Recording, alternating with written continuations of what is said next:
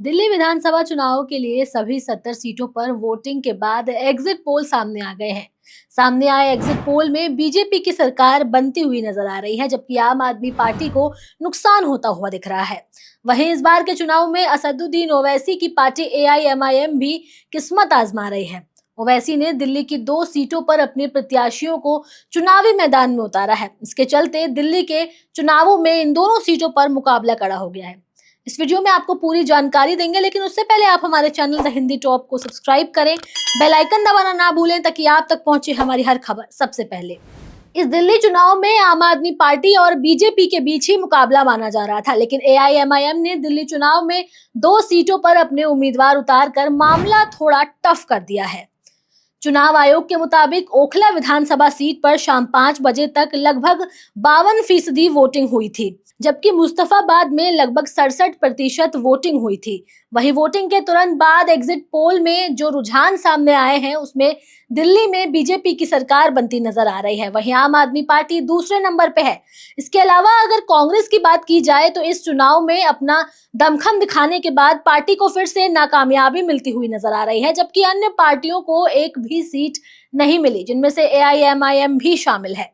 मार्ट्रीज exit poll में आम आदमी पार्टी को 32 से लेकर के 37, बीजेपी को 35 से 40 और कांग्रेस को 0 से 1 सीटें मिलने का अनुमान लगाया गया है, जबकि अन्य को 0 मिलती हुई नजर आ रही हैं। इसके अलावा अगर चाणक्य एग्जिट पोल की माने तो दिल्ली की 70 सीटों में से भाजपा को 39 में से 44 सीटें मिलती हुई नजर आ रही हैं। वहीं कांग्रेस को केवल 2 से 3 सीटें ही मिल सकती हैं। इस एग्जिट पोल पर भी अन्य को 0 ही मिला है। वहीं पीपल इनसाइट्स के एग्जिट पोल के आंकड़ों को अगर देखा जाए तो आम आदमी पार्टी के खाते में 25 से 29 सीटें देखी जा सकती हैं, जबकि बीजेपी को 40 से 44 सीटें मिल सकती हैं। कांग्रेस को 0 से 2 सीटें मिल सकती हैं। पोल डायरी के सर्वे की अगर माने तो बीजेपी को पूर्ण बहुमत की सरकार बनती हुई दिख रही है।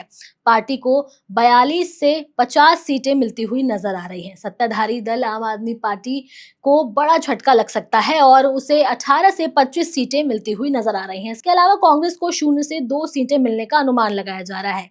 वहीं अन्य के खाते में 1 सीट दी जा सकती है।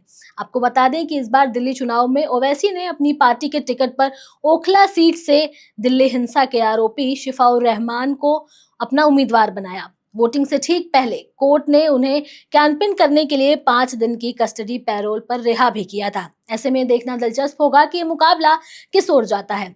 ओखला के अलावा एआईएमआईएम ने मुस्तफाबाद सीट पर ताहिर हुसैन को चुनावी मैदान में उतारा था। ताहिर हुसैन भी दिल्ली दंगों के आरोपी हैं और वो 5 साल से जेल में बंद थे। चुनाव प्रचार के लिए दाखिल जमानत याचिका पर सुप्रीम कोर्ट ने ताहिर हुसैन को 6 दिन की कस्टडी पैरोल दी थी। पैरोल के दौरान ताहिर को अपने घर जाने की इजाजत नहीं थी।